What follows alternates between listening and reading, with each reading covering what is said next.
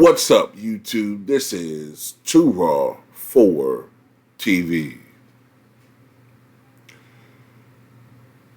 What if I was to tell you that Dame Lillard would not score a single point in the second half of the game, but he would still be the talk of the game, the star of the game?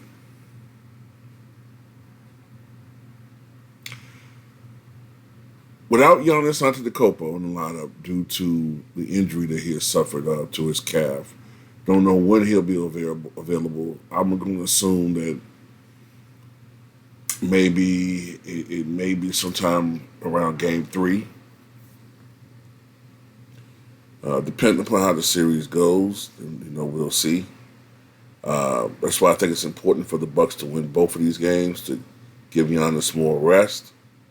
Both of these games at home, I should say, to give Giannis more rest and more time to recuperate from his injury. But anyway, with Giannis ailing, it was up to Dame. It was up to Dame to step up. And in the first half of this game, at least, Dame Lillard had his best half in playoff history. His best half ever. He scored 35 points in the first half of this game. I mean, he completely showed off offensively. Whether it was drives to the basket, jumpers, three-pointers, what have you, Dame took over. It was Dame time in Milwaukee. Second half, not so much. I'm going to say this. Some of it may have actually been fatigue. Okay? Dame is a slightly older player. Not old, but I mean, when you score 35 points, and you're not used to that pace, you know what I'm saying? Like, with the role that he plays in Milwaukee, he's sort of I guess more or less he's sort of a secondary piece to Giannis. He's not used to being in that role, you know what I'm saying? So I was looking at Dame in the first half, man, and he was really, really aggressive. That's the most aggressive I've seen Dame all season. So he may have been a little bit gassed in the third quarter.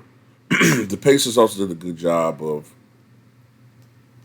containing Dame, and also, there were some shots that he took that he missed. Although I do believe that shot that he made that should have been an and one, I think the officials are being funny.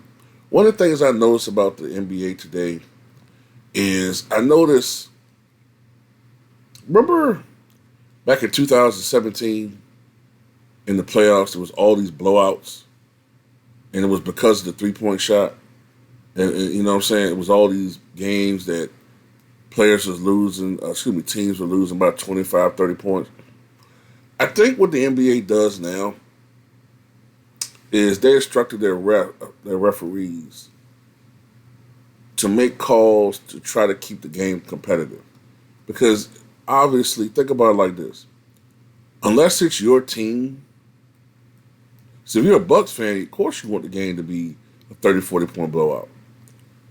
But the problem is, when you have blowouts, people tend to turn the station. So, I'm telling you, I've noticed this years ago. Whenever there's a blowout game, for the most part, the officials will start making calls to try to get the other team in some points on the board.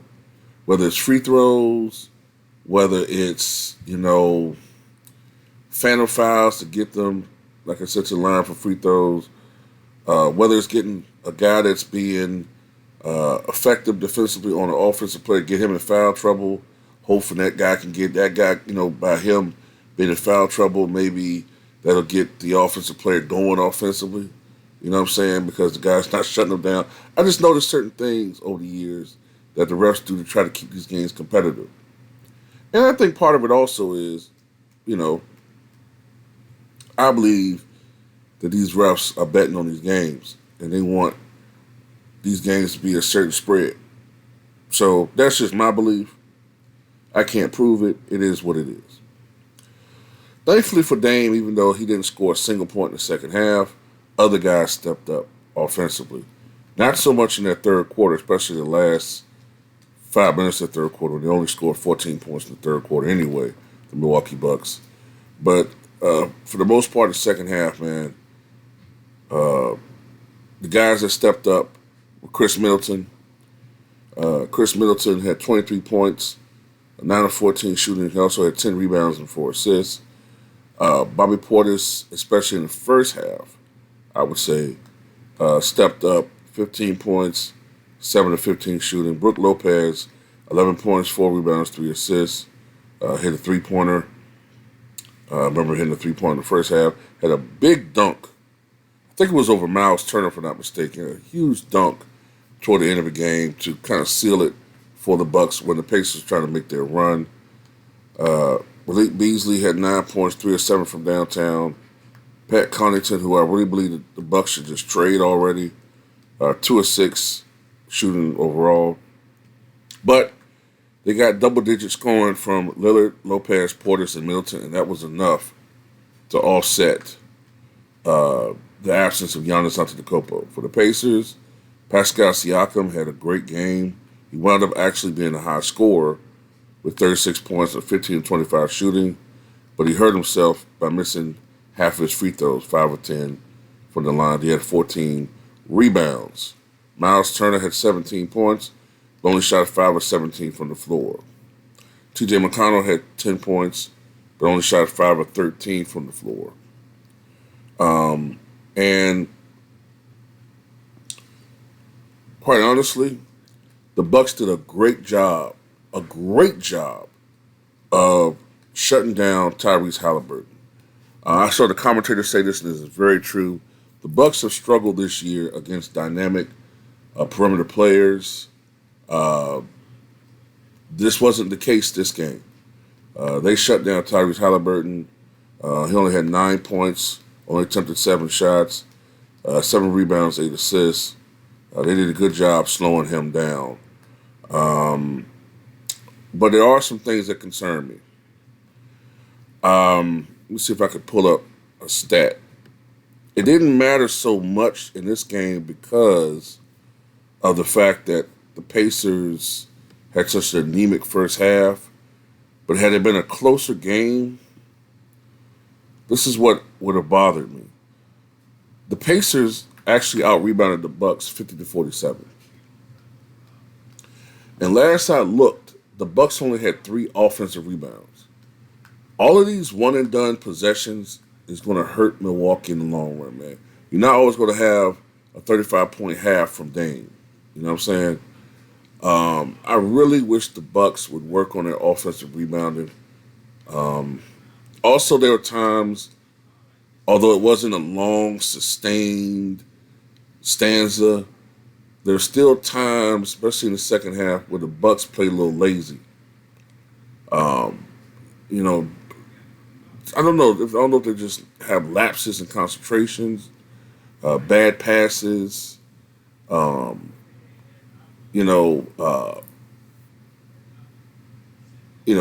like I said, bad passes, or sometimes the situations where guys are missing their defensive assignments.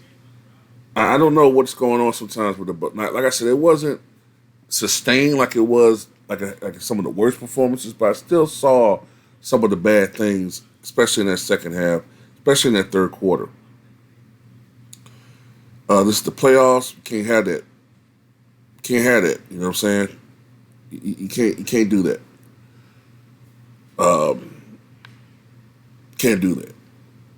So there are still some things I'm concerned about as a Buck fan. Dame is in a more comfortable position, a more familiar position, being the leading guy on offensively. You know what I'm saying? Leading guy offensively for the Milwaukee Bucks. So that's a good thing. Now, I don't expect Dame to come out and score 35 in the first half.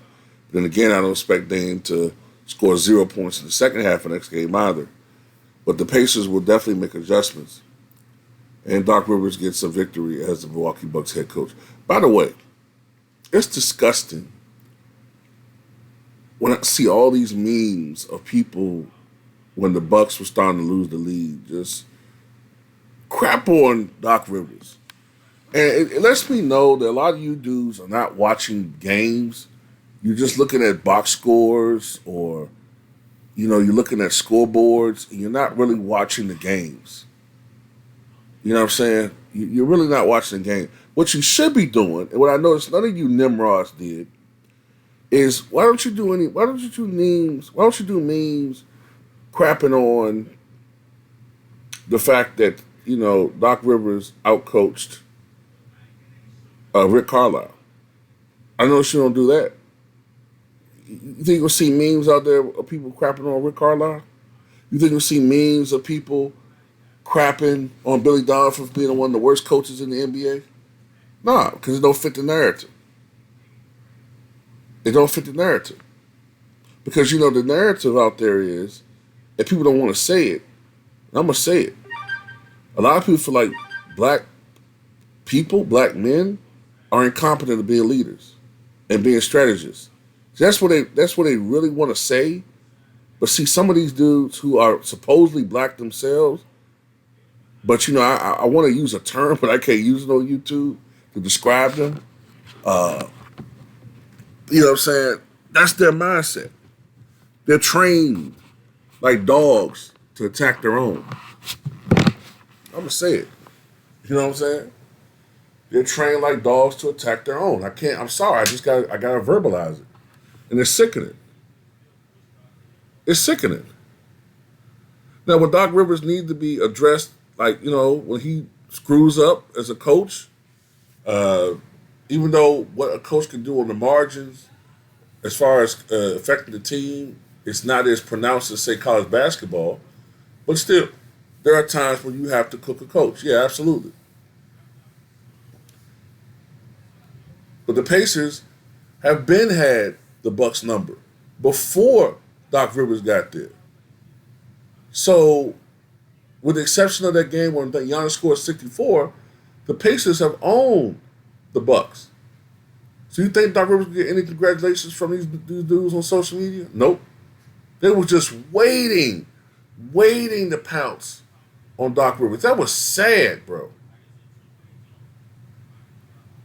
But anyway, that's all I got to say about it, man. Congratulations to the Milwaukee Bucks. Salute to Dame Lillard for stepping up. Salute to the Bucks for being able to hold on for the 109-94 victory.